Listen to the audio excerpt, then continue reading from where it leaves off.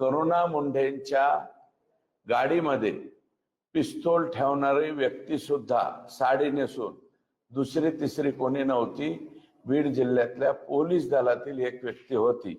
त्याचं नाव सुद्धा मला माहिती आहे. नाही, त्याच्यामध्ये काय झालं की काही लोकांची म्हणजे गडचिरोलीवरून त्यातल्या एक जणाची बदली ही वाल्मिक अण्णा कराड यांनी करून आणलेली आहे. गडचिरोलीतून बदली करून आणलेलं, तर त्याची स्वामीनिष्ठा त्यांनी दाखवू नये. काही लोक त्यांच्याशी अति कनेक्ट मध्ये आहेत, हे पण पुढे आलंय. आणि करुणा मुंढेंच्या गाडीमध्ये पिस्तूल ठेवणारी व्यक्ती सुद्धा साडी नेसून दुसरी तिसरी कोणी नव्हती, बीड जिल्ह्यातल्या पोलीस दलातील एक व्यक्ती होती. त्याचं नाव सुद्धा मला माहिती आहे, परंतु ते बाहेर मी सांगणार नाही. एसपींना सांगेल.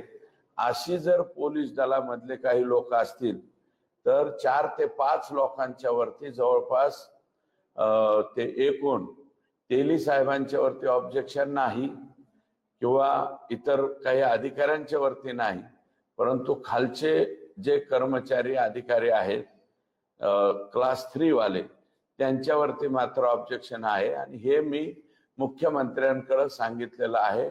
मुख्यमंत्री महोदय म्हणले डिटेल, कारण त्याचं विनाकारण कोणावरती ऑब्जेक्शन असं नको, तर त्याचे डिटेल काढून घेऊन हे तिकडे जाणार आहे.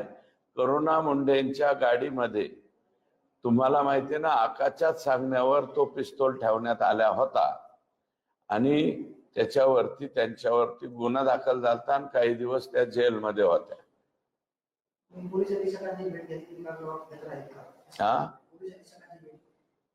आज या प्रकरणाच्या अनुषंगाने पोलीस अधिकाऱ्यांना भेटणार आहात का? कसे केलं? नाही, मी आज एसपी साहेब जे आहेत ते क्राईम मीटिंगला जालन्याला गेलेले आहे.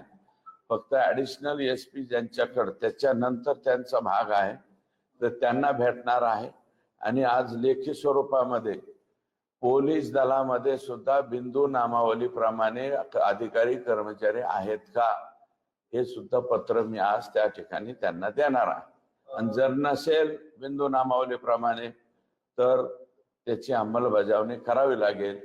राज्य सरकारच्या GADला म्हणजे जे डिपार्टमेंट माननीय मुख्यमंत्र्यांकडे आहे त्यांना ते पत्र मी देणार आहे.